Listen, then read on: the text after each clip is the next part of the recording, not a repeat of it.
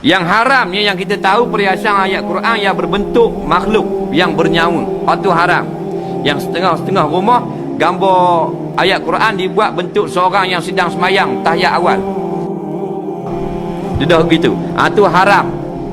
Fatwa daripada Mufti Indonesia di dalam kitab Tawdihul Adillah, haram.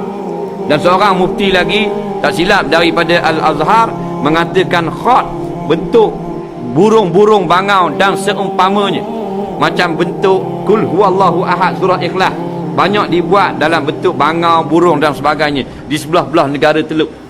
Kalau kita pergi rumah orang Arab setengah tu jenis-jenis dak warung ada, jenis dak mengaji. Comel lah. Qul huwallahu ahad tu ditulis dengan khat diwani, khat jali dan sebagainya, tapi berbentuk burung bangau. Sedang terbang, sedang minum air, comel dia buat. Hak tu haram kerana berbentuk apa benda makhluk yang bernyawa. Kalau buat bentuk masjid, tak ada ulama kata haram.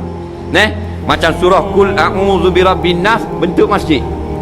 Tengah dia alik tu dibuat macam kubah. Tu tak salah. Kerana masjid bukan benda yang bernyawa. Ada pun perhiasan ini ayat kursi, surah Yasin dan seumpamanya, walaupun kita tidak baca, setakat yang kita tahu dak haram kita gantung sini.